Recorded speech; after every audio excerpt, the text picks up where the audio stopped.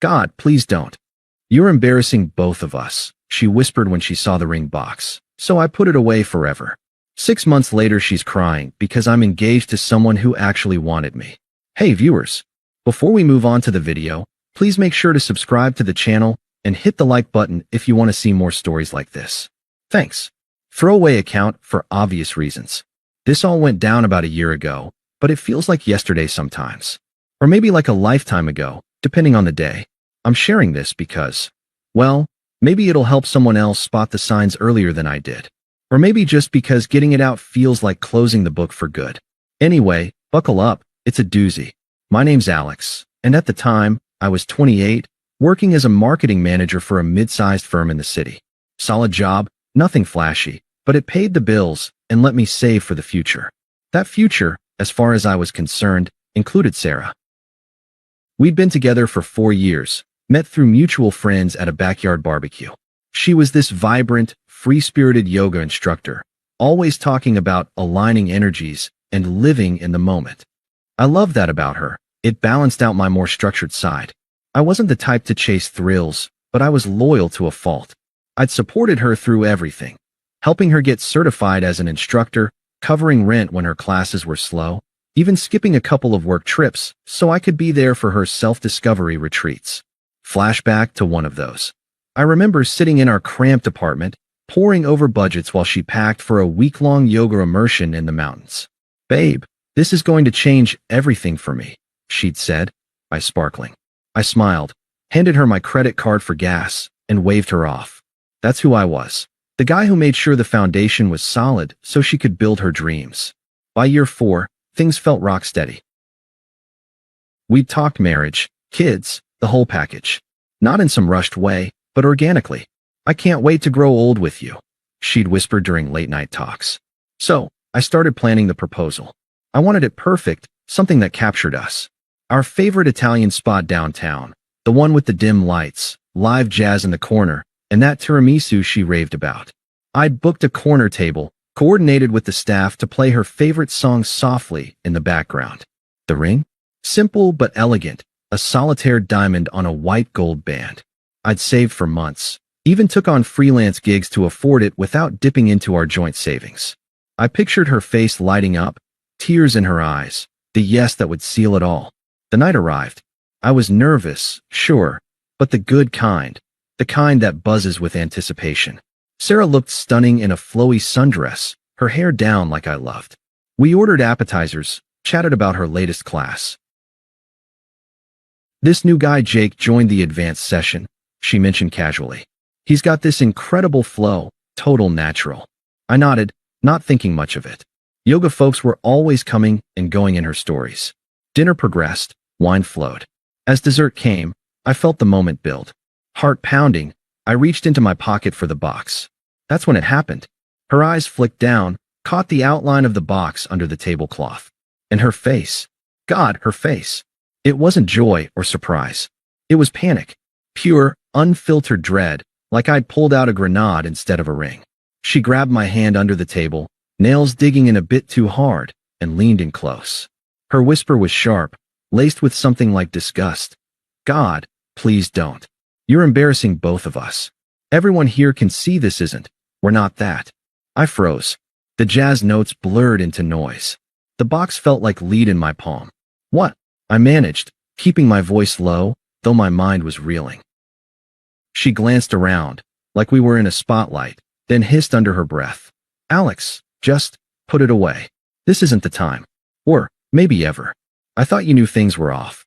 Off. My brain scrambled to catch up.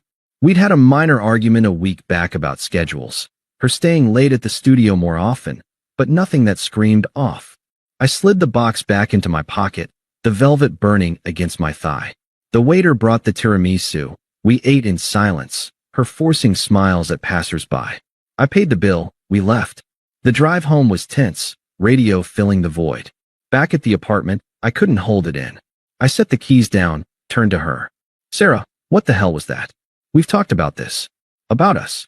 She sighed, dropping her purse on the couch, avoiding my eyes. "I know, but things change, Alex. I've been feeling trapped lately. Like, you're great, but you're so predictable. Safe. I need more flow in my life, you know. Flow, I echoed, confusion mixing with a sinking gut. Yeah, she said, finally meeting my gaze, but it was detached, almost pitying. Jake, from yoga? We've been exploring things. Nothing physical yet, but emotionally? He's on my wavelength. He gets the spiritual side, the adventure. You're more about plans and stability. It's sweet, but it's not exciting me anymore. Exploring things. The words hit like a slap, but I didn't flinch. Not outwardly. Inside, flashbacks raced. Me picking her up from late classes, cooking dinner so she could unwind, listening to her vent about difficult students. All while she was exploring with Jake. How long? I asked, voice steady. A couple months, she admitted, shrugging like it was casual. I didn't plan it. It just happened during sessions. We'd talk after, grab coffee. He's divorced, free-spirited. Makes me feel alive. And me? What about us? I pressed, but calmly. No yelling, no pleading. She crossed her arms, a smug edge creeping in. Us was good for a while. But honestly, proposing? That would have locked me in. I'm not ready for that. You're embarrassing yourself thinking I was. There it was again, embarrassing. Like my love was some joke. I nodded once, processing. No tears from me, no outburst. Just a quiet acceptance settling in. Okay, we're done then. She blinked, surprised maybe that I didn't fight. Just like that. Yeah, I said. Just like that. That night, I didn't sleep much. Sarah crashed on the couch, saying she'd figure out her stuff in the morning. Me? I stared at the ceiling, the ring box on the nightstand mocking me. Confusion swirled. How had I missed this? But I didn't beg her to explain more, didn't text friends for advice. I just lay there, letting the unfairness sink in. It felt like I'd built a house on sand, and now it was crumbling. But begging? No. That wasn't me. Morning came. She was up early, packing a bag. I made coffee, handed her a mug without a word. She took it, hesitated. Alex, we should talk more. This doesn't have to be messy. I leaned against the counter, sipping mine. What's there to say? You made it clear last night. She set the mug down, frustration flickering. Come on, don't be like this. I'm not the villain here. People grow apart. Jake, he challenges me. You were always so content with routine, work, home, repeat. I need passion, spontaneity. Passion, I repeated flatly, like sneaking around behind my back. It wasn't sneaking, she snapped, defensive now. We were just talking at first. Flirting, maybe. But you never noticed because you're always buried in spreadsheets. I tried hinting. Remember when I said I felt stagnant? You just suggested a vacation. I remembered. I'd booked tickets for a weekend getaway, thinking it would recharge us. She'd canceled last minute for a yoga workshop. Hindsight stung. So this is my fault. For being reliable? She rolled her eyes, that smug dismissiveness back. See? That's your twisted logic. It's not about fault. It's about compatibility. Jake gets my energy. He's not afraid to live without a safety net. You proposing was like forcing a square peg into a round hole. Embarrassing for both of us, really. Echoing her restaurant line. It cut, but I stayed composed. If that's how you see it, fine. Take what you need. I'll handle the lease. You're seriously not going to fight for this? She asked, almost incredulous, like she expected drama. Why would I? I replied evenly. You chose. I'm respecting that. She huffed, grabbing more clothes. Whatever. You'll regret letting me go so easily. Guys like Jake don't come around often. I didn't respond. Just watched her stuff the bag, call an Uber. As she left, she paused at the door. We can still be friends, right? Once things settle. I shook my head. No. Clean break. Her face twisted. Maybe surprise, maybe annoyance. Fine. Your loss. Door slammed. The apartment echoed empty. I sat on the couch, the silence heavy. No immediate rebound plans. No vengeful posts online. Just me, processing. I called work, took a personal day. Walked to the park, sat on a bench, replayed it all. The confusion hit hardest. How could 4 years end over some yoga flirt? It felt undeserved, like I'd been a placeholder. But I didn't rage. Instead, I returned the ring that afternoon. Got most of the money back, deposited it into savings. Changed the locks that evening. Practical, not petty. Then, I blocked her number, unfollowed on socials. Detached. Disappeared from her world. The next day's blurred. Friends reached out after she must have spun her story, Texts like, heard about you, and Sarah, man. You okay? I kept replies short. Yeah, moving on. No details. Inside, vulnerability crept in. Nights were rough. Flashback to her head on my shoulder during movie nights, whispering, you're my rock. Now, that rock was discarded. Unfairness gnawed. I'd sacrificed weekends for her gigs, emotional energy for her doubts. And for what? To be called embarrassing? But I didn't dwell publicly. Started small changes. Gym routine. Reading books on mindfulness. Ironic, given the yoga angle. The silence let me sit with it all. No rush to win the breakup. Weeks turned to months. I didn't chase distractions right away. No wild nights out. No apps swiping for rebounds. Instead, I leaned into the quiet. Work became my anchor. I threw myself into projects, even pitched a new campaign that got me a raise. Focus on what you can control, I told myself. But the emotional middle? That breathed slow. Confusion lingered like fog. Mornings I'd wake expecting her text, then remember. Evenings, the apartment felt too big. Flashback. One hit hard during a solo dinner. Remembering how I'd quit my softball league to free up time for her classes. Go without me, she'd say. I need you here. So I did. Now, alone with pasta, it felt like wasted investment. I journaled some, not dramatically, just facts. What went wrong? My internal voice shifted gradual, from why me, vulnerable whispers to clearer, what now? I reconnected with old friends, ones I'd neglected for couple stuff. A buddy dragged me to a trivia night. I laughed for real after weeks. Started hiking on weekends. Fresh air cleared the head. No yoga for me, though too raw. Dating? Not yet. I needed space. But about 3 months post-breakup, a colleague introduced me to Emily at a work happy hour. She was in graphic design, sharp wit, warm smile. We talked art, travel, easy, no pressure. Coffee turned to dinners. She excited me without the chaos, appreciated my stability, called it grounding. You're thoughtful, she'd say. Not everyone is. It felt genuine, not like I was filling a void. Meanwhile, I kept tabs minimal, but mutuals mentioned Sarah vaguely. She's with that Jake guy now. Fine by me. I focused inward. Therapy sessions helped unpack the betrayal. You gave a lot, the counselor said. Time to give to yourself. I did. Enrolled in a photography class, something I'd always wanted. Snapped cityscapes at dawn, found peace in the lens. The unfairness faded, clarity grew. I wasn't broken. I'd been mistreated, but that didn't define me. By month 5, Emily and I were solid. She met my family. They loved her. She's good for you, Mom said. We traveled. A short road trip, nothing extravagant. Her enthusiasm? Infectious. This is amazing, she'd exclaim at overlooks. Contrast to Sarah's constant more. My internal voice. Come now, free. This is what mutual feels like. Then, the proposal idea sparked. Not rushed, organic like us. I planned simple. A picnic at the park where we first kissed. Ring? Thoughtful, emerald cut, her style. No panic this time, just certainty. That's when karma started creeping in, at least, from what filtered through mutual channels. I wasn't stalking her. I made a point to stay off social media for my own sanity. But the city isn't that big, and word travels. About 4 months after the split, a friend from our old circle texted, Dude, Sarah's thing with Jake imploded. Thought you should know. I didn't pry, but bits came unsolicited. Turns out, Jake was a classic serial dater. Charming on the surface, but zero commitment. He'd swept Sarah off her feet with talk of twin flames and spontaneous road trips, but it was all smoke. After a couple months of playing house, he ghosted her for a new student in his class.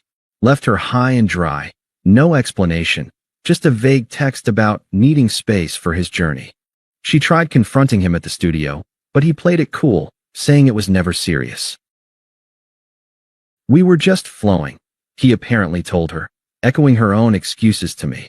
The unraveling hit her hard. She posted a cryptic story online, something about lessons in impermanence, but it backfired when mutuals connected the dots. Friends who'd cheered her glow up started distancing. One even messaged me privately. She's not handling it well. Keeps calling it a growth experience, but she's spiraling. Her yoga classes thinned out. Rumors of her showing up distracted, canceling sessions. Financially, she'd quit her side gig to focus on us, with Jake. So now she was scrambling, crashing with a friend. The public breakdown came at a local wellness fair she'd always attended. Witnesses said she cornered Jake in front of booths, voice rising. "You used me." He shrugged it off, walked away.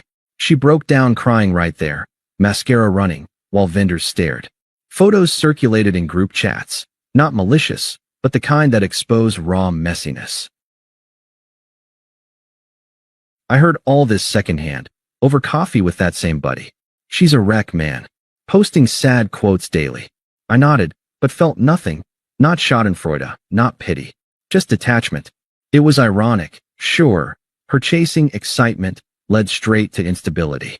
But I didn't gloat. My life was building momentum. Hers was stalling. By then, Emily and I were talking future, subtly, but real. Seeing Sarah's downfall, it confirmed I'd dodged a bullet. No more confusion. The unfairness felt balanced in a cosmic way. The attempt started subtle, around month 5. First, a text from an unknown number. Hers, probably a burner or borrowed. "Hey, it's Sarah. Can we talk? Miss our chats." I stared at it, thumb hovering. Deleted without reply. A week later, another. "Alex, please. I messed up. Jake was a mistake. Let's meet for coffee." Ignored. Calls followed. Voicemail. "I know you're hurt, but hear me out. I was confused, searching for something. You were always so steady. I see that now." Her voice cracked a bit, apologetic tone. Still, no response from me. Escalation came quick. She showed up at my office building one afternoon, waiting in the lobby. Reception buzzed me. I said send her away.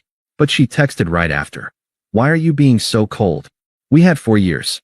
At least give me closure." I blocked the number. Then, the proxies, her friends and family, toxic as ever. First, her bestie Mia called. "Alex, you're acting childish. Sarah's going through hell. Jake screwed her over. Be the bigger person and talk." I kept it short. Not interested. Goodbye. Click. Her sister was worse. Unpleasant, accusatory voicemail. "You think you're better now? Sarah told me everything. You drove her away with your boring routine. Now she's suffering, and you won't even pick up? Pathetic." Deleted. Even her mom emailed, guilting. "Family sticks together, Alex. She regrets it. Come to dinner, hash it out." I replied once, polite but firm. "Respectfully, no? Please stop contacting me." The desperation peaked. Late-night texts from yet another number. "I see your post with that girl. Emily? Already? How could you move on so fast? I thought we meant more." Jealousy seeped in. Then anger. "Fine, ignore me. You're just proving I was right. You're heartless under that nice guy act." Voicemails turned ranting. "You embarrassed me by proposing, but now you're the one flaunting a new life? Hypocrite." It revealed her true colors, smug dismissal flipping to bitter entitlement. Her family piled on. Dad called, gruff. "Man up and forgive her. She's family." I hung up mid-sentence. Through it all, I stayed detached. No sympathy, no engagement. Their toxicity just reinforced my peace. Emily knew the basics. We laughed it off over wine. "Block and delete," she advised. I did. The attempts highlighted the power shift. She discarded me, now clawing back. But I was done. The finale unfolded at our engagement party. Emily's idea, a casual backyard bash at a mutual friend's place. We'd kept it low-key, string lights, barbecue, close circle. I'd proposed 2 weeks prior at that park picnic. Her yes was enthusiastic, tears of joy, no panic. "Yes, 1,000 times," she'd said, hugging me tight. Contrast hit different. Invites went out. Somehow, Sarah heard. Maybe a stray mutual or social sleuthing. She crashed uninvited, slipping in through the side gate mid-evening. I spotted her first, disheveled hair, forced smile, clutching a wine glass like a shield. Guests mingled, music played soft. She beelined for me as Emily chatted nearby. "Alex," Sarah started, voice shaky but urgent. "We need to talk. Now." I turned, calm as ever. "Sarah, this isn't the place. Please," she pressed, eyes darting. "I saw the announcement online. Engaged? Already? After everything. I was wrong. Jake was nothing. You were the one. Give me another chance. I'll change." Emily noticed, approached innocently. "Oh, are you a friend?" she asked, genuine curiosity. Sarah's face twisted, jealousy flashing. I met her gaze, mirroring her old logic coolly. Just someone who taught me exactly what I didn't want. Remember, Sarah? We're not that. Turns out, I am, with someone who wants it. She flinched, hypocrisy exposed. That's not fair. You embarrassed us both with that proposal. Now you're rubbing this in. No, I said firmly, no trace of care for her feelings. I'm living my life. You're the one showing up, making a scene. Embarrassing yourself now. Guests shifted uncomfortably, a few whispered. Sarah's eyes welled. But I love you. Please, don't do this. I shook my head, focused on my growth. Sarah, you're irrelevant here. I've built something real, career thriving, peace intact, happiness with Emily. You chose your path. This is mine. Goodbye. She stood frozen, then stormed out, sobbing audibly. The party resumed. Emily squeezed my hand. You okay? I nodded, truly was. Sarah was powerless, a faded echo. Later, I blocked the last stragglers. Life moved on. Wedding plans, shared dreams. She's a lesson, nothing more. Complete. Thanks for watching. Make sure to subscribe to the channel and hit the like button. What do you think about this story? Share it in the comments.